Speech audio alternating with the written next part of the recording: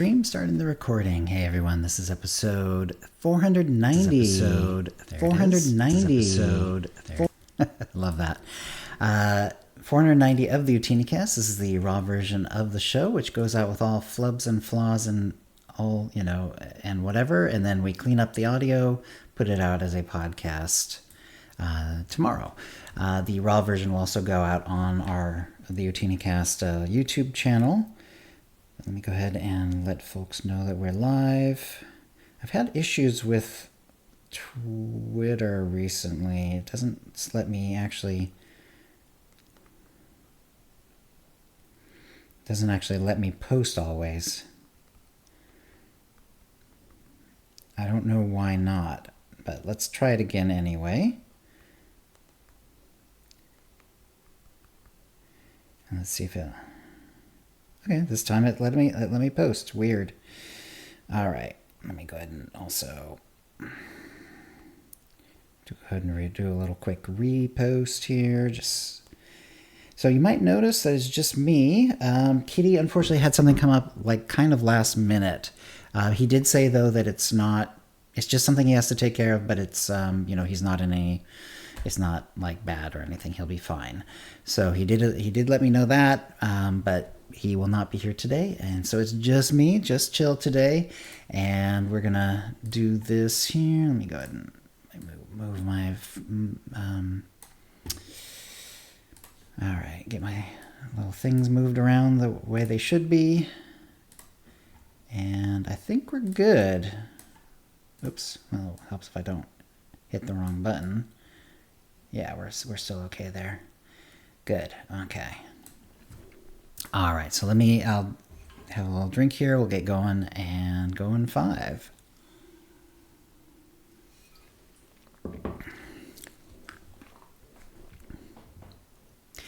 Hi, and welcome to the OotiniCast. I was hoping for the whole squad, but you'll do. This is episode 490, being recorded on Wednesday, June 12th, 2024. I'm your host, Chill. KittyKissz had something come up at the last minute. He assures me that he's okay, but he just was not available today. Something last minute came up. So we'll just roll right into my week. Since I just started the chat, since I just started the stream, there's not really a chat room built up yet, but thank you everyone for coming along. What I did this week, and since the last show, was lots of PvP with KittyKissz. I'm enjoying the Plasma Tech spec in general. It doesn't have really any self-healing other than Adrenaline Rush, which is a 3-minute cooldown. And so it's very... and outside of that, I find it very cooldown dependent and to survive. Like, it's very, very tanky when the defensive cooldowns are up. But as soon as they're gone, you just... or if like you've died and then you come back in the next fight, you don't have the cooldowns back because it's only been, like less than 2 minutes. You just get burned through really hard. But with its cooldowns, it's actually quite tanky. So it's an interesting spec in that way. I would love it to have had a little more self-healing. I believe later on there'll be something that reduces the cooldown of Adrenaline Rush somewhat, but that's not until like level 68 or something like that. So we don't have that yet. I say we, but it's just me. Kitty's on a dot spec as well, but he's on a Guardian. I am looking to some of the later improvements to the defensive cooldowns. We will eventually get Hold the Line. Don't have that yet. And like I said, the Adrenaline Rush buff, and there's a few bit more. The damage is coming along as well. We're both, Kitty and I are both in the low 60s. I got my last dot. I can't remember what it's called. It's the one that puts the plasma blast right over their head for 30 seconds. It's a long, long dot. It keeps doing damage for a long time. And if they happen to die and there's someone else nearby, then it jumps to them too, and it resets the timer. It's actually more, that jumping thing is more of a PvE thing, like, when you're doing solo stuff. But it's pretty fun, and you can throw the dot around and stuff like that, and yeah, it's pretty cool. I'm still kind of working out the kinks, as to what I should be doing, and also, like, every time, like, a new ability comes around, I have to figure out, like, okay, do I change the opener? Do I not? When do I, like, the new plasma, I think it's called plasmatize? Yeah, when the new plasmatize comes, Like, do I add that right away? But if it does, then it kind of screws up the other opening I had that works really well still. Anyway, I'm figuring it out. It's a pretty fun spec. I'm enjoying that. I did some leveling on some other characters when I wasn't PvPing with Kitty. I included going back to Wesley. I did a Wesley cosplay from Princess Bride. And it's just a really fun cosplay. He's now level 70. And it turns out, because he's the one on the Satil Shan server who had the XP gear set on. I had kind of lost track of where that had gone, and I did not know where that set was on that server. And it just sort of, it turned out it was on him, so that's great. Once he dinged 70, though, I decided, because you can actually have that XP gear work all the way through 75, but at 70, you can go to Osis and get the Osin gear. And I was willing to give up the little bit of extra speed leveling for those 5 levels and instead just, get a really solid upgrade. Because, I was just filling it with green stuff from the vendor, and I guess I could have gone to the Osis and just gotten, everything but the armor. Gotten the weapons and the accessories, but not the armor. But I just got the whole set. And then I sent the XP gear back to my banking alt, so for some other character at some point when I decide to do some more leveling. I'm really happy with the Wesley cosplay. It really does look like Carrie Elwes from Princess Bride. There's also some fun things about the cosplay. So I usually don't do treasure hunting, but I took treasure hunting because of the whole Dread Pirate Robert thing. I also have a womp rat, or I don't think it's a womp rat. I think it's a different critter, but I use that as the ROUS, and that's fun too. And so let's see. So Wesley dinged 70 at the end of Blood Hunt on Rishi. So that was sort of interesting because the Shea Vizsla, the last boss in Blood Hunt, so this is the first of the 2 Rishi flashpoints, and this is the one where you fight Shea Vizsla at the end of it. And she dropped a deco that once was bugged. Apparently it's been bugged a long time, and it was sort of hinted that they were working on this, and apparently they did fix it. And it's called the Illumination Probe Droid. It is a really cool deco, and it puts down on the floor, and I think it has to be a medium box. Maybe it can be on the small box as well, but anyway, it's a floor one. You put it on the floor, and it puts down one of those crates with one of those little boxes things that has a clickable thing, and then it has the hovering light droid over it. So, in in Blood Hunt, you can actually grab those when you're doing the 3 little side hunting critter bosses. Mini bosses, and there's a couple of other flashpoints that use them. There's one of the Rakghoul ones that has one of those things that's clickable, puts a light over your head. There's also another one. There's a couple other places where they show up in the game, some flashpoints as well as some solo mission type things too. But this one's a deco, so you put it down as a deco. It's clickable. You click on it, and it puts the buff on you.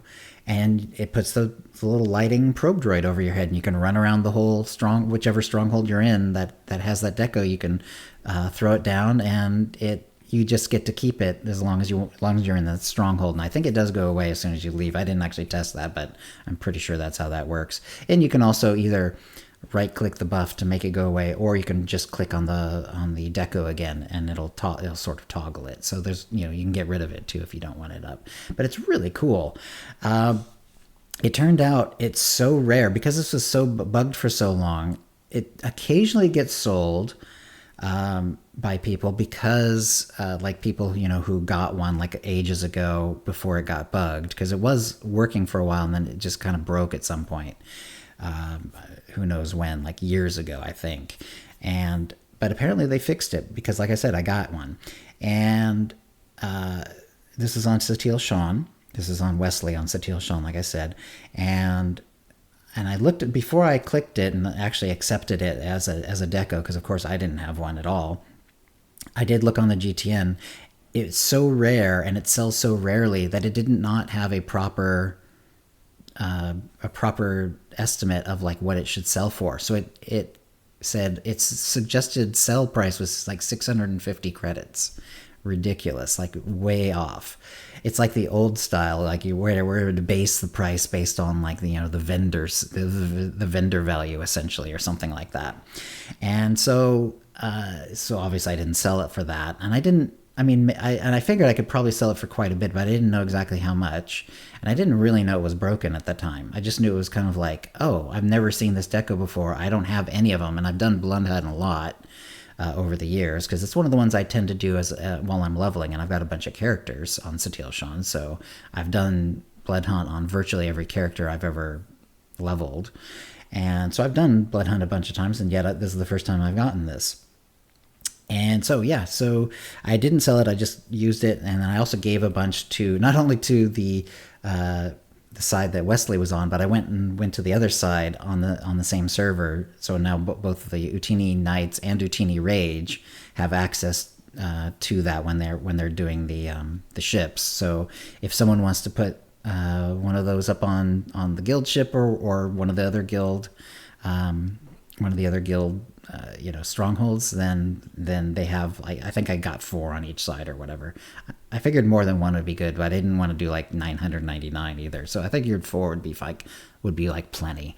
But yeah, they're really cool, and hopefully maybe someone in the guild wants to do that. But that was really fun. So that is available on Utini Knights and Utini Rage. If you have access to the decoration, you can actually put that somewhere if you want.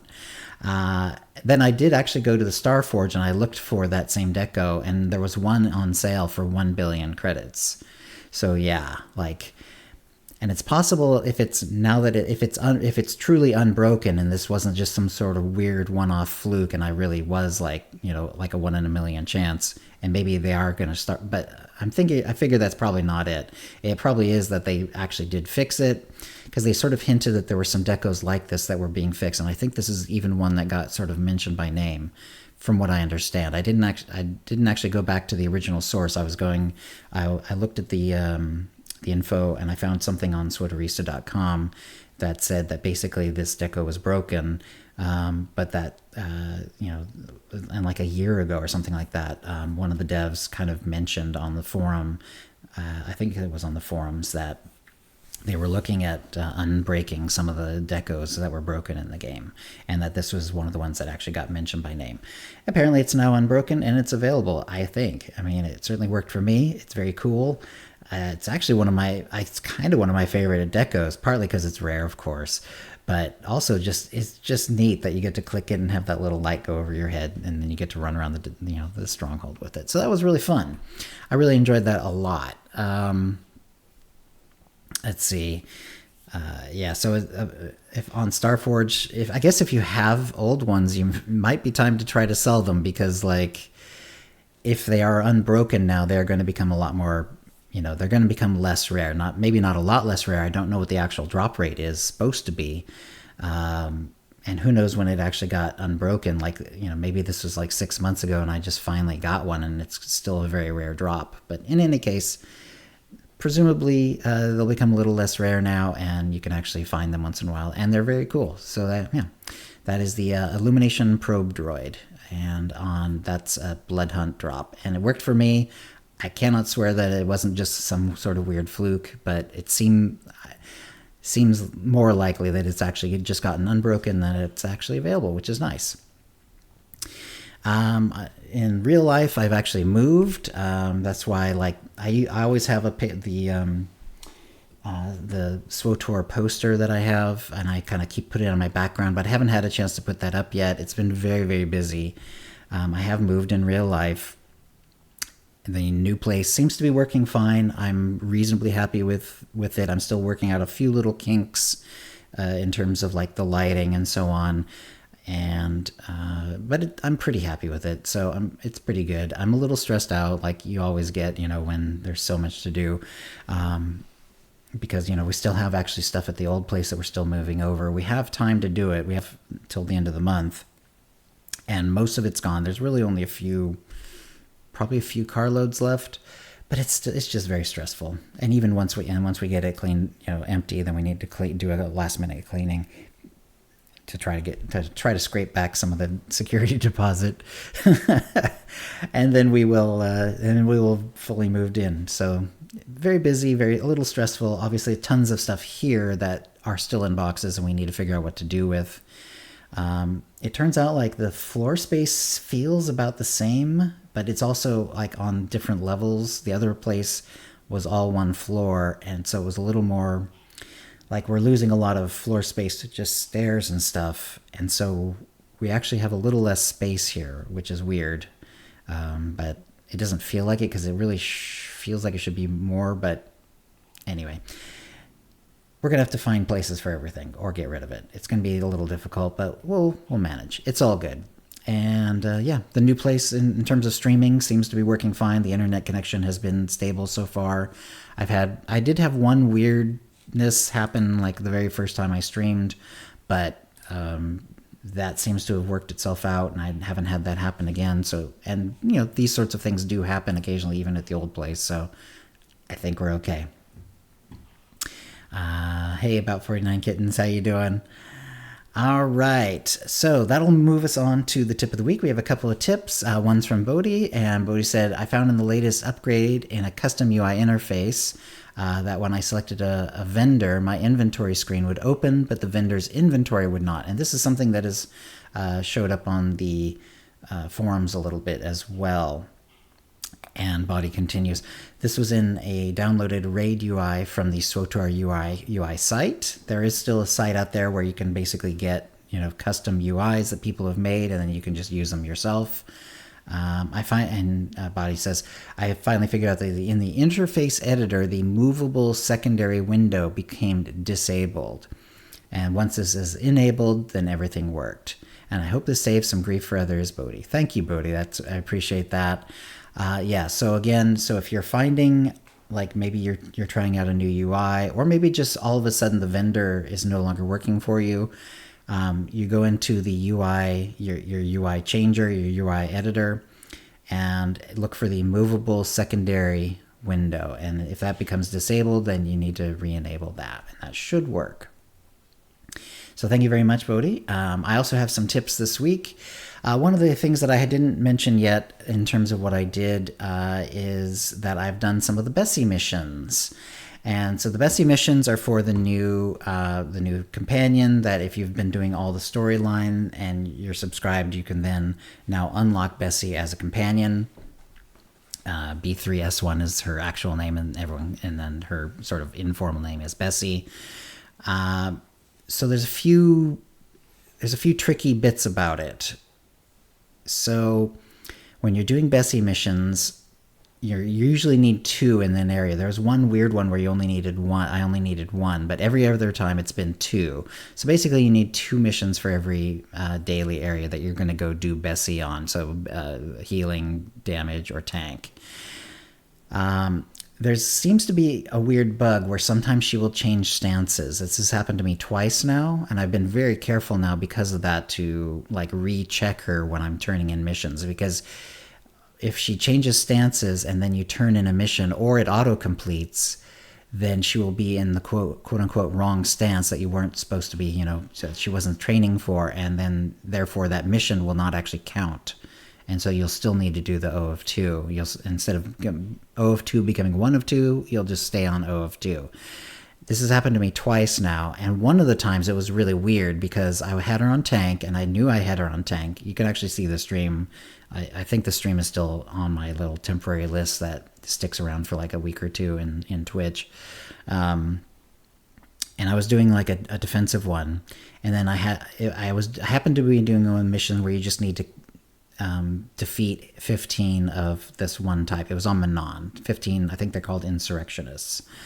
And I was on like the last fight, and at the end of the fight, she had changed from tanking to healing for whatever reason, and I didn't do it, and it just happened. And because it was auto-completed, because it was the type of mission where it just auto-completes now when you get 15 of 15, it just auto-completes.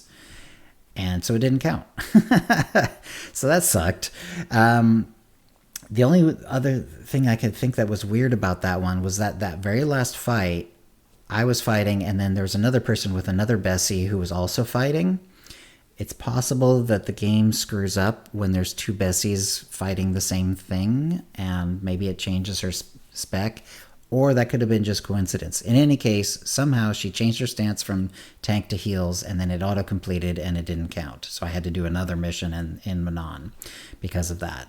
So that's the first part of my tip is to watch for that. Like, make sure that if you're doing tank ones, make sure she stays on tank. If she changes, change her back to tank, or whatever, and then hopefully it doesn't happen like right when it's going to auto-complete. If it does, that screws things up.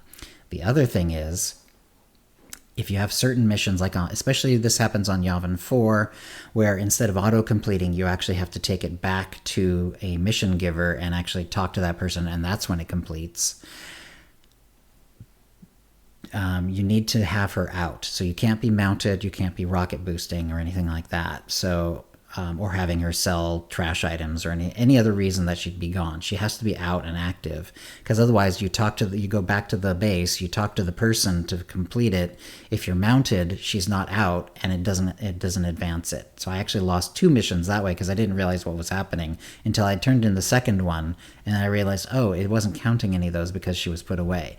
So the Bessie thing is very fiddly. Like, it's kind of fiddly that way. So make sure that she stays in her stance, but also, like, don't mount up. And also don't mount up at the end of a mission anyway when it's auto-completing. Like, sometimes it's sort of easy to sort of, like, finish up something and then immediately mount because you want to get to the next thing, or rocket boost or whatever.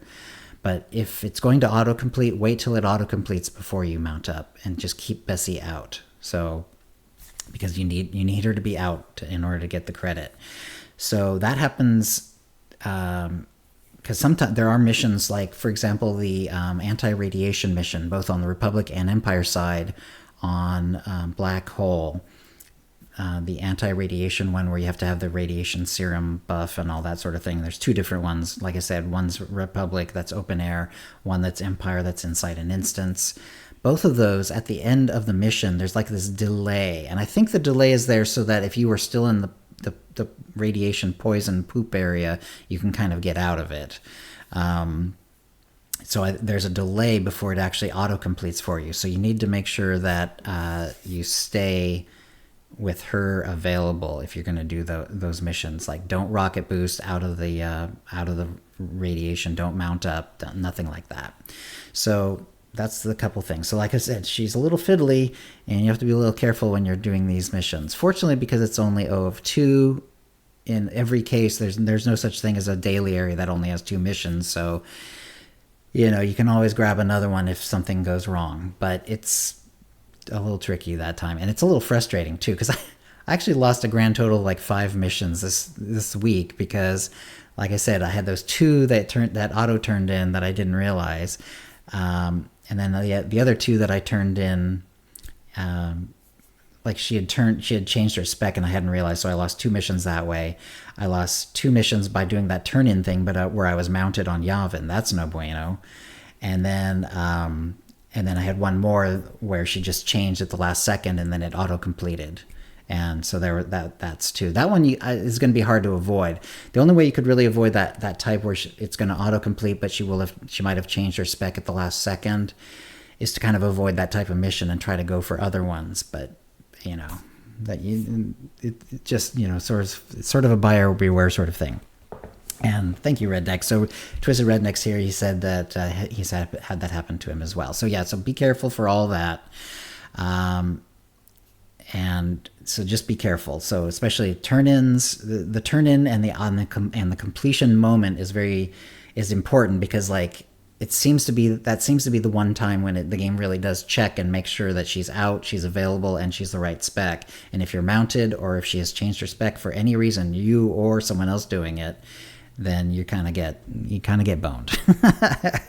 So that's my tip of the week. So if you're doing Bessie, just be aware of that, because it'll save you some trouble for sure. Because I definitely, it gets a little frustrating, because obviously you're trying to do this with some efficiency, and then all of a sudden, if these missions aren't counting, and you have to go back and grab 2 more missions, and probably they're not even as quick missions, because the quick missions are the ones you chose. Anyway, it's all good. So that's the other tip. And if you have a tip of the week, send it to TinaKissz@gmail.com before the next show for a chance to win a Tonfon MA83R droid or M2B9 droid, plus a 450cc code, all courtesy of Broadsword. And of course, Bodhi, for sending in one will be getting one. So thank you, Bodhi. That'll bring us to the Mind Trap. I would have been very interested to see what Kitty had to say about this one. Because I don't know exactly how far he is along in the Bessie process. The question we had, how are you getting on with Bessie B3S1? And then the 4 options were getting on well, liking the process, getting on the well, not liking the process, I gave up, or I haven't tried yet. I did this one early, and something else I haven't really said about the Bessie one that I did, or haven't mentioned about the Bessie one, is I had some issues at the beginning of the Bessie process, because what had happened was the very first time you go and you grab a memory module and then you go to Bessie, and then, she gives you like, I guess it's 1 or maybe it's 2 of those things to do. And like I had done that one, but I hadn't gained enough of anything to actually buy anything from HK. There's the HK droid that you can buy more modules so you can go out and do more stuff. And that's great if you've got them built up, but until you do, there's nothing you can buy from them, so you have to get them from Bessie, basically. And the problem was, she wasn't, after the very first one I had done, I didn't have any more to do. I didn't have any more of the little modules, so I couldn't take her out again. And I couldn't get any more modules, and I couldn't figure out why I couldn't get any more modules at first, because I didn't understand, because I hadn't gotten far enough along to really understand how the process was working. So what I eventually found is the problem was that the timer, which you can't click off, it has to go away on its own. The timer on her, you can't like unclick the debuff or anything like that. It's like a buff on your bar, and it matches the timer that shows on Bessie when she's out. And it's a buff that they made kind of like the XP boosts, where you can't undo them. You just have to wait for them to go away. And it's a 1-hour timer. And the very first time, because I couldn't get any more from HK, I couldn't do anything.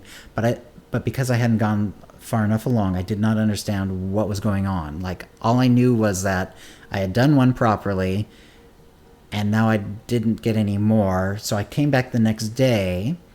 But I hadn't done anything more on that character because I wanted to be in Runic, so I just left him in Runic, left, and did other stuff, and I came back to him the next day, and nothing was available. Like, I was able to get a memory module, but I couldn't do anything with it, and I couldn't figure out what was going on. The reason I couldn't do anything with it is because Bessie's timer was still there. It still had like 10 minutes or something like that, and I didn't understand what was going on. So I'd gotten very frustrated, and I kind of left her alone for like a week. I'm sort of like behind compared to what other people are because of this.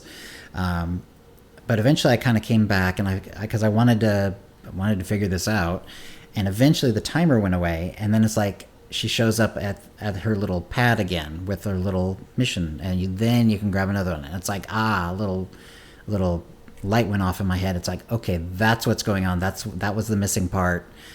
I had to wait until the timer ran out. Okay, so later on, this is not such a big deal, because you'll get enough of these little type of bits that you kind of get from completions that you can actually go to HK and you can buy more modules, and you just kind of keep going, and that's not a problem. But the very first time, it's a little tricky, and might have to wait. So there's that. So if you do get frustrated, that's probably why. At least for me, it certainly was the reason why, and hopefully you can learn from my mistake or learn from my learning anyway. So because of that, when I had just started this, I hadn't gotten past that process. And so I actually said I had gotten on okay, but not really liking the process. Like, for me, that was like where I was. Like, yeah, I hadn't given up though. So for me, it was like, well, but not liking the process, because I was very frustrated at the time.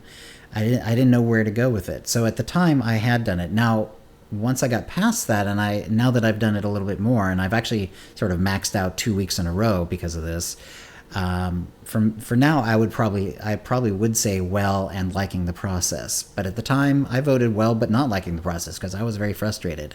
So well, liking the process, well, but not liking the process, I gave up, or haven't tried yet. Haven't tried yet actually won the vote. There was a pretty good amount of votes, and thank you for everyone for voting and also for reposting and so on. Haven't tried yet was just a hair over half the vote at 51.4%. Of course, if you're not a subscriber, then you would have to have voted that because, you know, you have to be subscribed. And you also have to have gotten a character all the way through all of the story, including all the stuff that leads up, you know, to Bessie. Which is kind of side mission stuff, you know, which, you know, you can complete the story but not complete the Bessie bits, and then, you know, and then you still would have to go back and do those before she would become available. But in any case, you have to be pretty far along. So that's about half the vote. Well, but liking the process did fortunately come in first out of the other votes, so that's 22.3% of the vote got that. Well, but not liking the process was the next one, 16.2%, and I gave up was at 10%. So I'm assuming the 10% are kind of like the frustrated, only they actually did give up. So if it's, of course, maybe you just, I'm sure obviously it's like anything else in the game. It's like some people will just try it and just not like it and give up, and it has nothing to do with, you know, like the problems that I was having. But I'll bet you some of them were. And I'll bet you, like, if you go back and you let Bessie's timer run out on that character, and then you go back and you do some more, you can sort of figure out how it goes, and then it's not so bad. It's a little interesting, too. There's another fiddly bit where, like, there's terminal, so you have to make sure that you've done 3 modules for healing, or 3 modules for damage, or 3 modules for defense, tanking. But you also have to make sure they have used their abilities 100 times, and what's the third one? And then it's like you just have to, the third one is you just have to have given them you have to have advanced like the missions, or the reputation there thing, or whatever it is. It's hard to know when that one exactly finishes, but anyway, when you've got those 3, the 4th one props up, which basically is just, have you gotten all 3 of those, then you get the 4th one. Once you have that, then you can kind of advance to the next one. It's sort of how you get to the next one. Like, you'll just show up, you'll know you're ready for that third for that bit when, like, the new ability sort of pops up on the bar, and then it's like, okay, well, that's finished. And then if you have the 3 modules done and you've done the 100 activations of abilities, then you can sort of get the next one ready to go by going to that little thing in the base. Anyway, it's another little kind of semi-fiddly bit that's not super easy to figure out, but anyway. Twisted says, don't PvP while doing the missions. Yeah, I'll bet. Like, if it's your main and you like to PvP, it's going to be really awkward because it's like the timer is going to keep running, isn't it? Yeah, that's pretty good. Anyway, so thank you for everyone for your votes. Hopefully you are liking the process. Apparently more people are liking the process than not liking it, although some people gave up, so maybe that counts towards it too. But yeah, it's a bit fiddly. You can kind of figure, you know, it gets better once you sort of do it a bit and you figure it out. And also, like I said, once you get past that initial part where you can actually get more from HK and you don't have to wait for the timer every time, then it gets a lot better. So anyway, so thank you for everyone. Yeah, it's fun kind of seeing. I'm not that far along, but I'm, you know, kind of reasonable given my slow start. I'm on like halfway. I'm past level 3. I'm like 3.5, something like that, and I've got like 3 abilities on all of her specs except for, I think I just got the 4th one on her tank one. Anyway, it's all good. I'm kind of capped out for this week in terms of the ones I can get. So unless I want to use ones just to advance the 0 of 3 on heals and damage, you know, but I won't get any points for it. I'll just get an advancement on those things. If I want to do that, that's fine, I guess. But I haven't decided whether. I'm basically capped out for this week, essentially, is all I'm saying. Let's see. Let's go ahead and go on to the Holo feed. Not a ton of news since the last show, but that's okay. just after the last show. This happens because we do a show every other week. Once in a while, like things happen like right after the show, and then it's and then we just have to wait. So in this case, like right after the last show, they did the announcements for the in-game events for June. And so we know now that the Gree event was 28th of May to 4th of June. That has already happened. We're recording this on the 12th. The Pirate Incursion has now started. So that started yesterday, and it'll go through the end of this week, or until the reset on Tuesday. The Pirate Incursion is on Dantooine. This is actually kind of cool because this is also where the the Dantooine Spring Festival thing is happening. So you can actually kind of do a twofer if you want. So that's pretty cool. There's an Ugnaught Companion. There's a Walker Mount, Kathhound Mini Pet, Dantooine-inspired Stronghold decorations, some armor sets as well. Lots of stuff there. And of course, like I said, there's the spring event going on as well. So it's kind of a twofer this week. And then the bounty contract will be coming up. That's going to start on the 25th. So it'll be kind of an off week between the pirate one and the bounty contract week. Then bounty contract week will be June 25th through 2nd of July. And the bounty contract week starts on the fleet and has a reputation associated with Bounty Brokers Association. There's some armor sets. There's some of the only bowcasters in the game. It's one of the easiest ways to get bowcasters. There's some, again, pets and stuff. There's a BH-7X custom hunter mount. There's also a couple of dye modules that are not available anywhere else. There's a white and pink one that's pretty rare. And I can't remember what the other combination is. But again, it's one that doesn't really appear anywhere else in the game. So it's actually not a bad idea to get. I remember getting that one just so I could get the white and pink one. Because if I'm going to do a certain cosplay, then that one can be sometimes useful. All right, so 7.5a has also arrived. So 7.5 happened, and that's when Bessie started. That's when and then the spring stuff happened. All that stuff, the new story that appears on Hutta.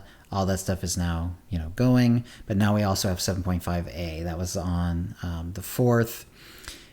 It was just it's mostly a lot of bug fixes, not a lot of other changes. They did move the Spring Abundance Festival mission terminal because it was colliding with some of the other event terminals. It's still down, though, in the stairwell intersections of the fleets. It's kind of off to the side and has its own little, it has a nice little, box that shows up next to it, and some of the flowers and things that you'll find on Dantooine are there. It actually looks really nice.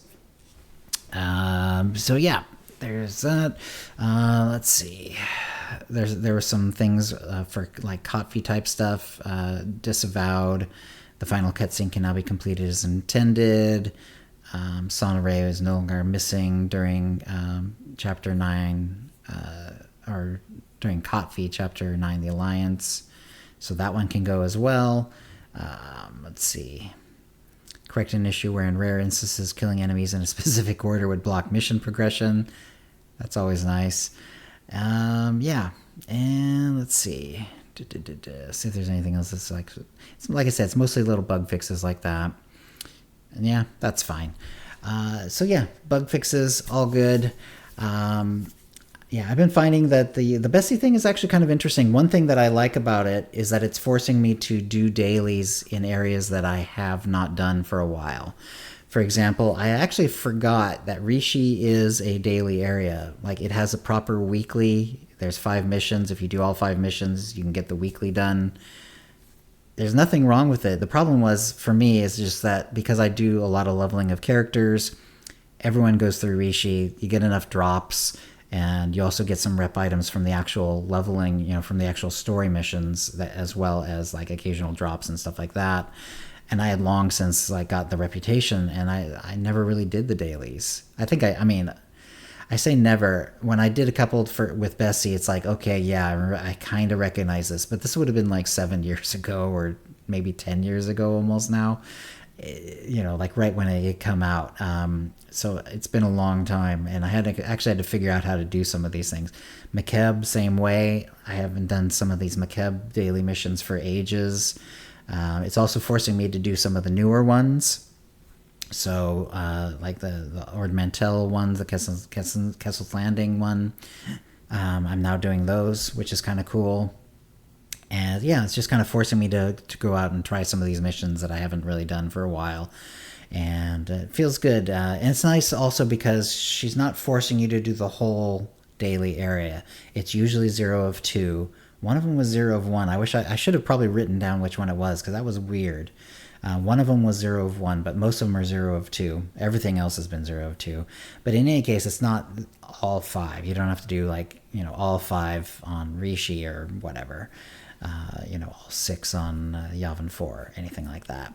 It's just pick the 2 that you think you can do quickly or that you enjoy, and you go from there. All right. So, yeah, not too much else to say news-wise. Like I said, it was very light since the last show.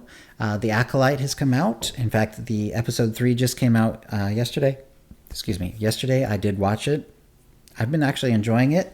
I think I enjoyed episodes 1 and 2 a little more. Episode 3, a lot of people like it, but I kind of to me that was it was filling in the gaps, but not all that much. It was mostly about this one thing that happens that we knew must have happened at some point, and then this is it just kind of shows you it happening. And there's a lot of little details that we didn't know until now, and some of them are quite important. So I don't want to and we always do this sort of thing as spoiler free as possible, so I'm not going to really talk about it, but I kind of, it's most of the episodes okay, I know what's happening. We know, we know as a result of the fact that this is, the episode 3 happens kind of earlier, because it's kind of showing you how things happen to lead up to the stuff that happened in episodes 1 and 2. And it's so I knew what was happening, and it's and so for me, it was more about watching for little details that were kind of interesting about it. But I kind of knew what was going to happen for that whole episode, it felt like. So there's some good stuff about episode 3, but I liked episodes 1 and 2 a lot better. And I really did enjoy episodes 1 and 2 a lot. A lot of things that I thought were really, really cool. And I don't want to get into spoilers, but one thing that I do like is I enjoyed the way that it felt like people who are fighting with force powers were actually fighting with force powers.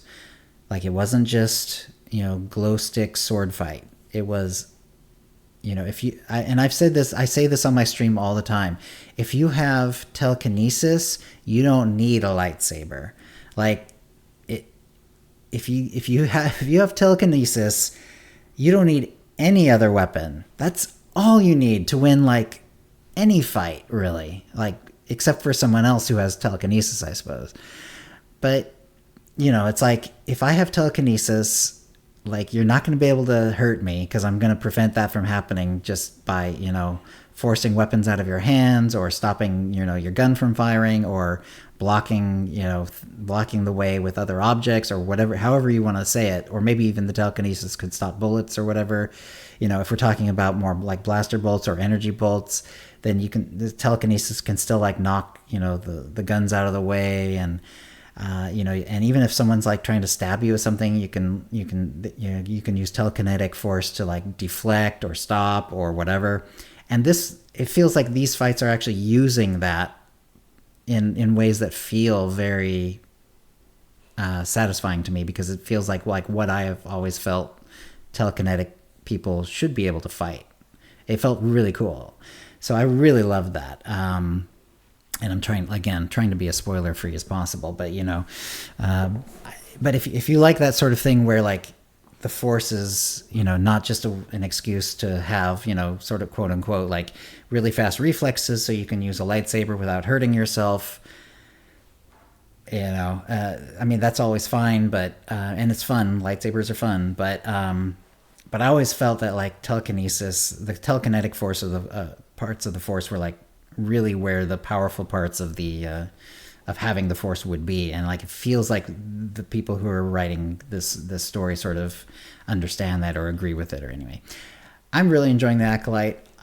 Even episode 3, like I said, even though it was sort of like, okay, yeah, I know what's going to happen now, and then I knew, and they tried to make it really dramatic, and I understand that, and it was dramatic, but because I knew what must have happened, and I had already pieced that together, like, I had to look for other reasons to sort of, like, pay attention to things. And there were some nice little details for sure.